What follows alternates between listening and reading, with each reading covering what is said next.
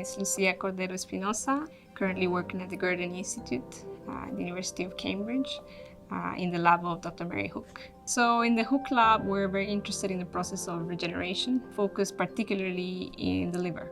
You may or may not know that the liver is one of the best organs in our body to regenerate. Normally, under steady conditions, it doesn't really do much, it doesn't proliferate, but if you damage it, it does activate very strong regenerative response. And we're studying the mechanisms through which epithelial ductal cells activate this proliferation to eventually replace the lost tissue. What I find exciting at the moment is this common goal of really trying to recapitulate the full organ in vitro. So we started with epithelium because that's what we know best and that's what performs most of the functions in our internal organs. But now we're realizing epithelium doesn't make an organ, it's epithelium plus stroma. And so the idea of creating these very complex structures in vitro that fully resemble and physiologically act as an organ, I think is very exciting.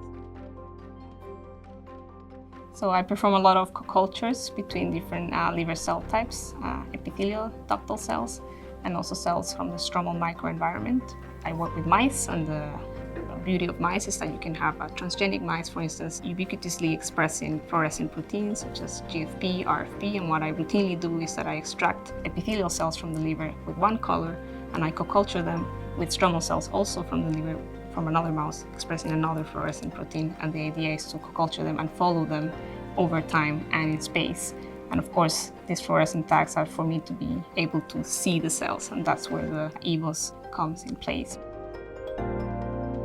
Whenever I do these co-cultures, I really need to know in real time whether the cells are expressing the fluorescent reporters. So having them in TC is really essential because you check quickly whether your cells are behaving the way they should be, and then you can proceed to perform experiments. Let's say you seed them on day 0, then after 12 hours you want to check where the cell populations are in time and in space. You check again with the EVOS.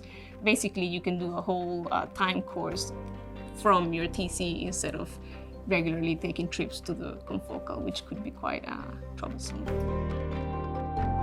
Main improvements I see are basically the ability to take semi-confocal images, if you will, through a Z-stack, because these are 3D structures, 3D organoids. It's not your standard 2D culture that you can basically image with any other microscope. So I think the ability to now have this more simple yet useful microscope in your TC where you can image through Z-stack across time, because you can adapt an incubator and you can have your cells there. I think that's really useful. Currently, where the technology stands is that we can only really expand the epithelial compartment, and for the time being, we haven't been able to bring in culture these other stromal compartments, and actually this relates to my project, which is trying to bring these other cell types in vitro to eventually one day truly have a mini liver in the dish.